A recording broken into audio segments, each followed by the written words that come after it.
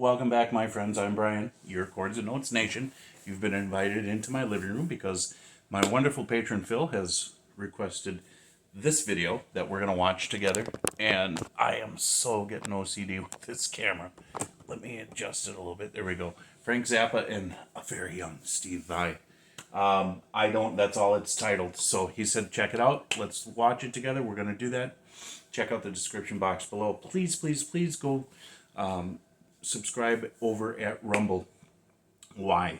Because Rumble, you're going to find all the videos that initially get blocked here on YouTube are going to be uploaded on Rumble, because Rumble does not censor. They do not block. They stand for free speech. And then, of course, if you're subscribed at YouTube, if something gets blocked, I will put a post up there that will tell you it's been blocked and that it is available on Rumble. So it's another form of communication so that you guys are constantly getting all of the raw, honest, and unedited music reactions that I can bring to you. Are you ready? I am. Let's get started.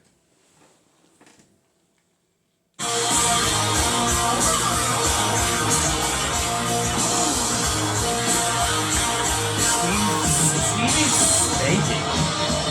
What is that? 82.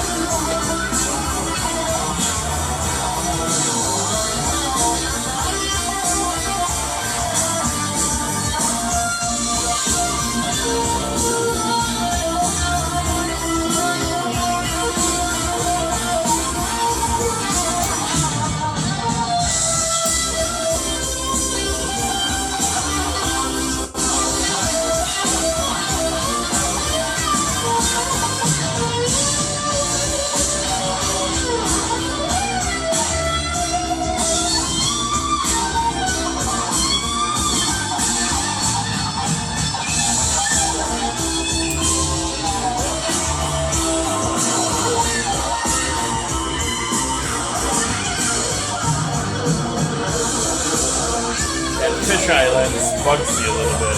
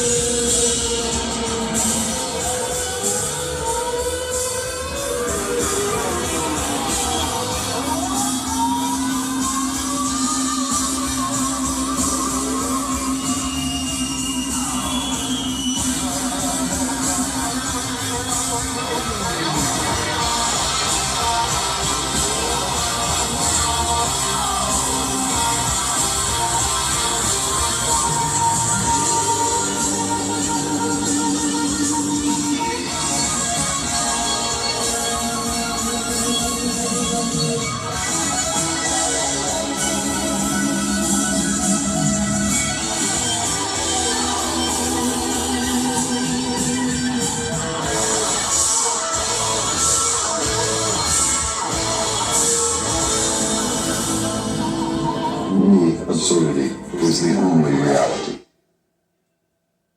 Okay, there you go. We make absurdity as the only reality. Kind of absurd in a way, right? There was quite a couple of points, a couple of parts there where it really sounded like there was some counterpoint going on, whether it was accidental or by design. More of a jam here. I never heard the original Stevie Spanking. Is that what it is? It was titled. I'm gonna go back.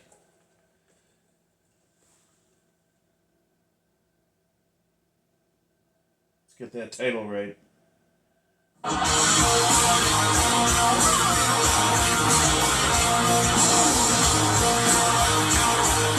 That's what it says. Stevie's Spanking, the next guitar box. So, live duet version. Okay. So, there you have it. 82. Jeez. You know, Frank Zappa is one of those artists I've said in my other Frank Zappa reaction that I've heard but never really dove into. In fact, it was kind of strange when I did hear it. But now, all these decades later, I think I'm at that stage musically where it's like, you know what? Let's go back and dive into this a little bit more. And there's going to be more Frank Zappa reactions coming your way. Definitely a virtuoso. But I wouldn't, obviously he's not a neoclassical virtuoso. I don't know if he could play that style. He probably could have. And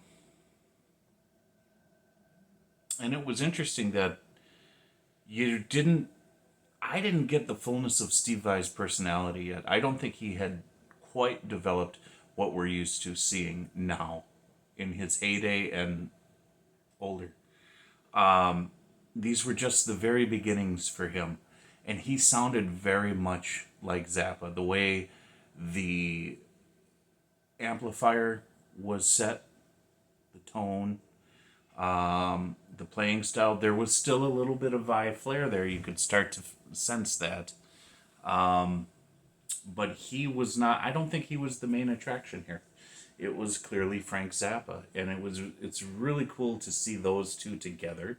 It's really cool to hear those musical roots, not only for rock and roll guitar, for my generation, but also for listening to Steve Vai and always having this passing knowledge of what he did before his solo career. But being able to witness I won't say the birth of it, but the infancy of it, you start to see where the influences are. And it starts to make sense as to why he makes certain sounds. I hope that you understand what I'm trying to get at here.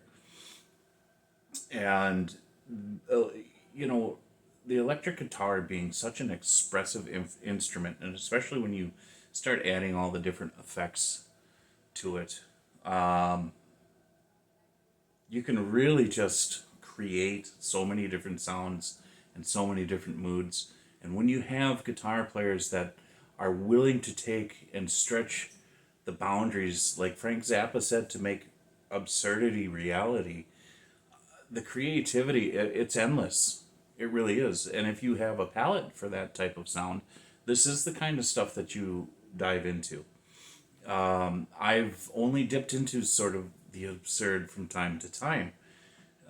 More notably with Primus was pretty absurd in certain ways. I listened to I think it was the very first Mr. Bungle album. Oh my God. That was just like absurd and offensive. I know there's so many others, but I'm just talking about my listening experience. And any time that when I was a teenager, I used to jam with friends and I really didn't know what I was doing, the sound always came out rather absurd. But in that, there was just fun. You were just enjoying the moment. Yeah, it would have been nice to make it a little more musical, but at the same time, I had some friends at that time that weren't really interested in that. They just wanted to, they were okay with making ridiculous sound. This had structure to it, but it also had improv. So it was very cool to experience this and to watch it and to listen to it. It was really bugging me with that fisheye lens the whole time, though. I don't know who thought that was a good idea, but it just wasn't, flat out. So, whatever. All right, guys, thank you so much for being here. God bless you. Jesus loves you, and I will talk to you later.